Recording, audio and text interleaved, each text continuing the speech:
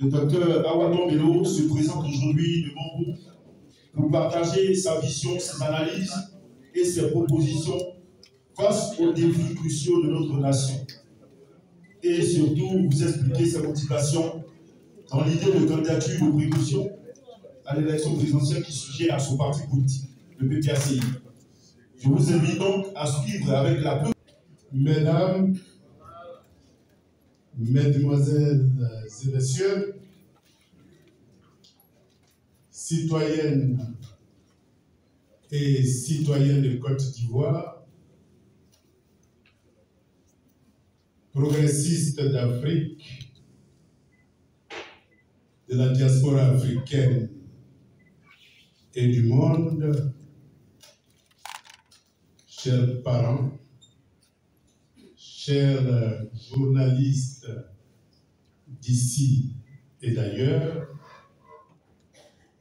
je vous salue.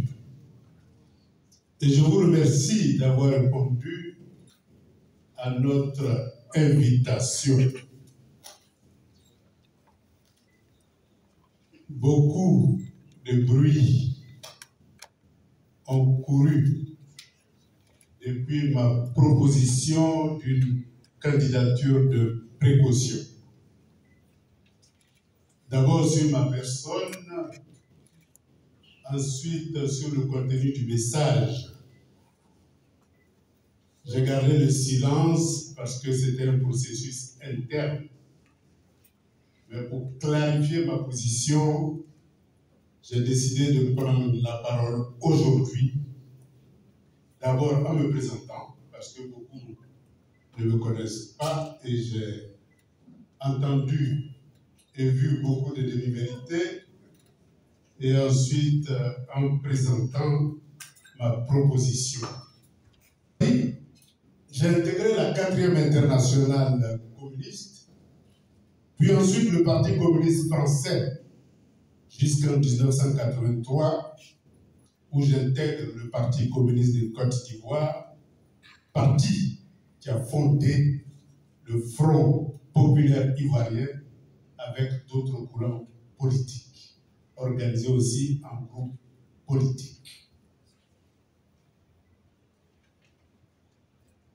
J'ai enseigné dans plusieurs universités et grandes écoles en Côte d'Ivoire et en Afrique. J'ai travaillé dans plusieurs laboratoires de matériaux de construction et de mécanique des sols. Je suis aussi auteur de plusieurs inventions, entre autres le géopadé, les briques en bois et le bitume de coco. Avant d'être directeur général du BNET de 2000 à 2010, j'ai été également directeur de la Technopole de Yamoussoukro. Et fin 2010, le président Laurent Gbagbo m'a fait l'honneur de me nommer ministre de l'équipement et porte-parole du gouvernement pendant la période de crise.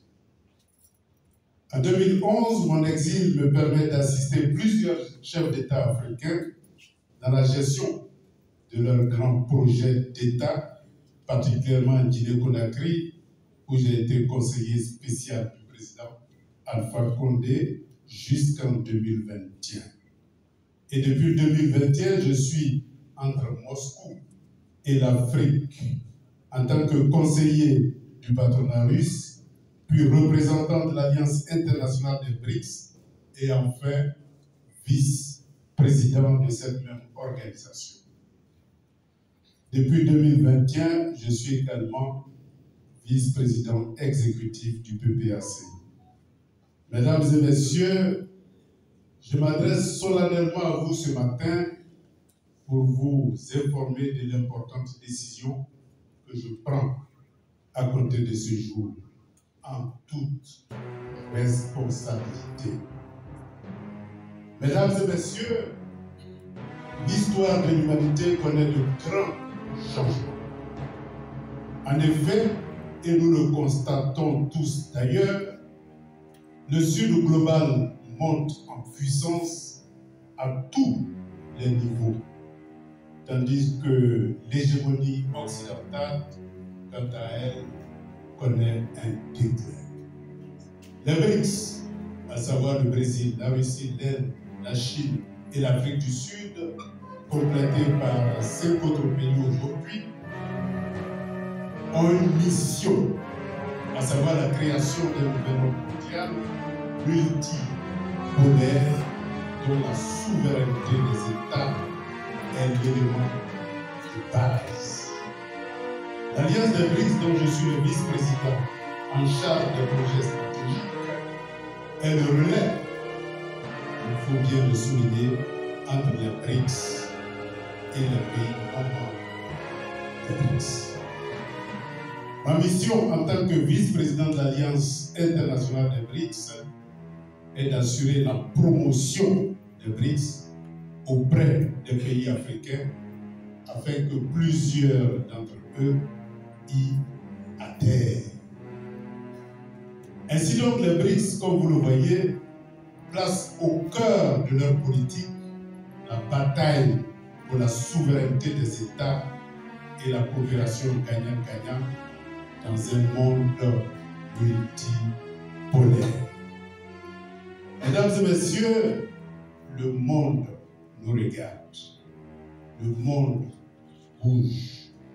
Le monde change. Cette turbulence géostratégique n'épargne aucun État.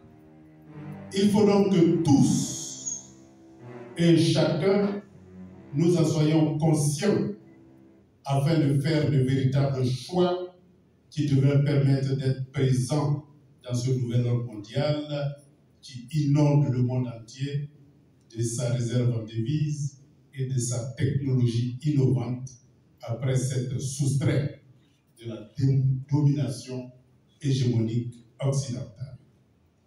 Mesdames et messieurs, mon engagement politique date des années 80, lorsque jeune étudiant, j'étais déjà cadre politique au Parti communiste français.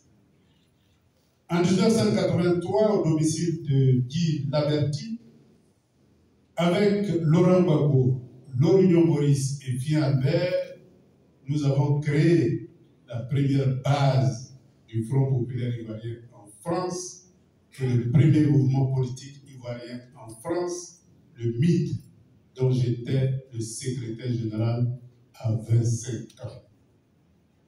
Et je salue ici l'une des fondatrices de ce mouvement, Wawa Thérèse, ici présente. Jusqu'à ce que je revienne en Côte d'Ivoire en 1985, j'ai fait partie de ceux qui ont contribué jusqu'à ce que je revienne en Côte d'Ivoire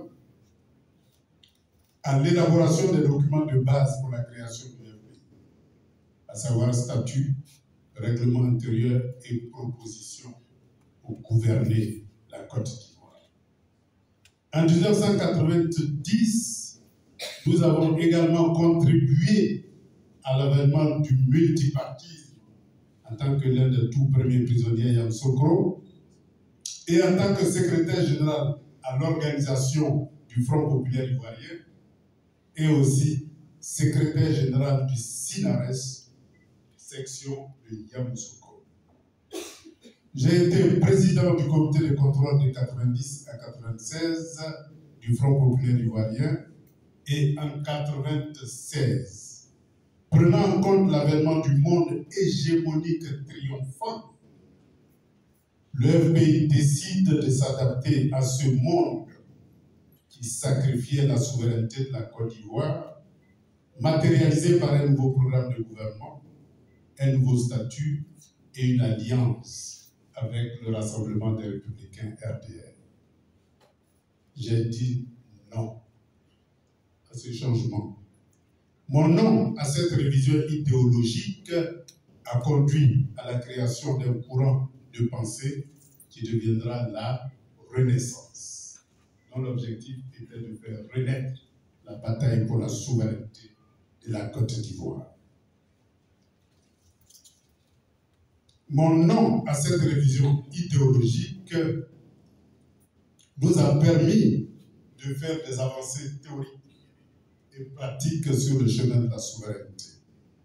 En 1999, après la rupture entre le FPI et le RDR, avant les élections présidentielles de 2000, je prends la décision de rejoindre le FPI et de conduire la gestion électronique des élections qui verront la victoire du président Laurent Gbagbo.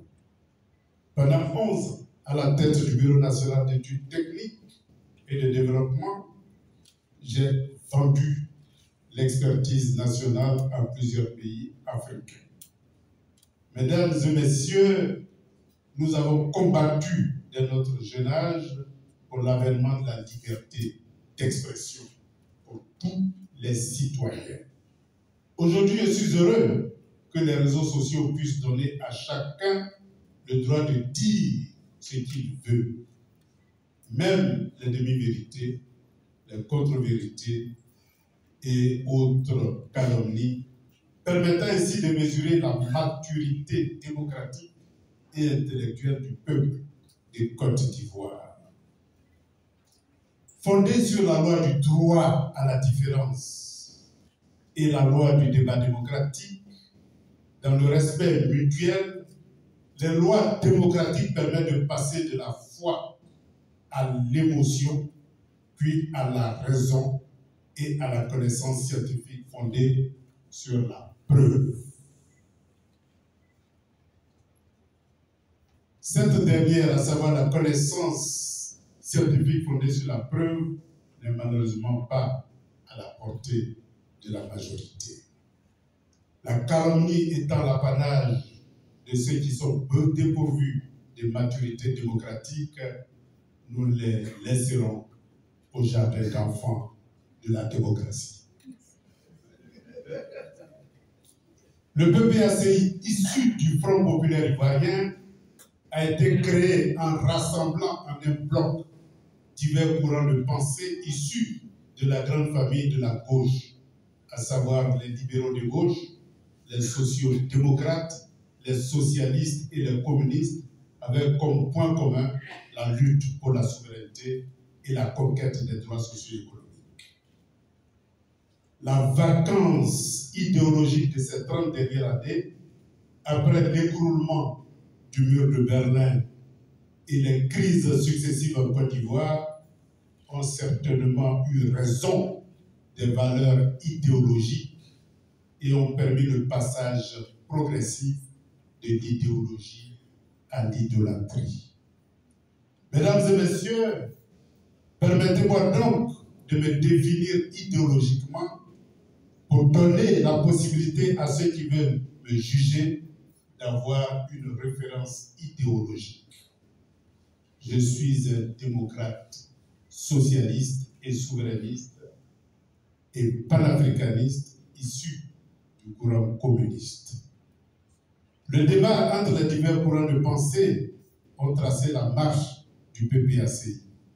Les propositions venant des différents responsables du parti font l'objet de débats internes faits de thèses, d'antithèses et de synthèses.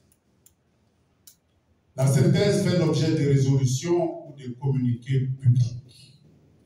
C'est ce processus que nous avons entamé avant la convention de mai 2024 du PPACI.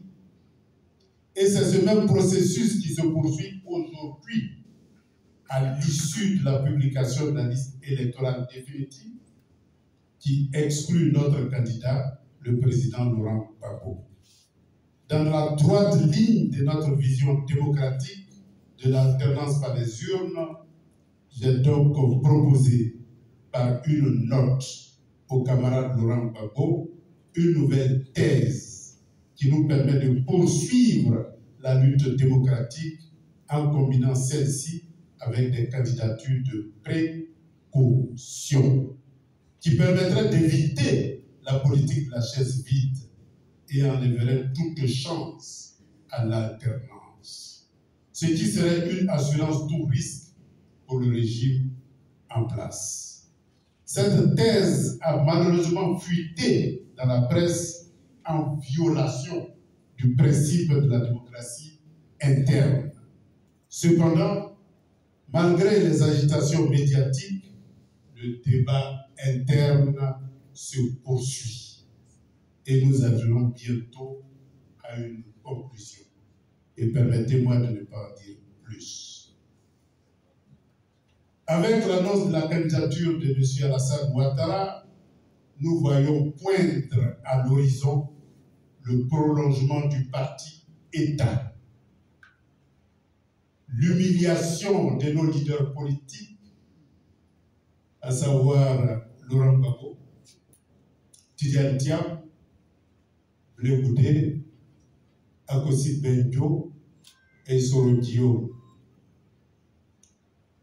et la dépossession économique, sociale et foncière des citoyens ivoiriens qui s'appauvrissent au profit du monde hégémonique qui survit grâce aux richesses pompées ici et ailleurs dans le sud global.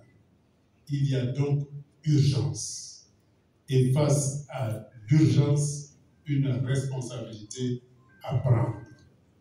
Mesdames et messieurs,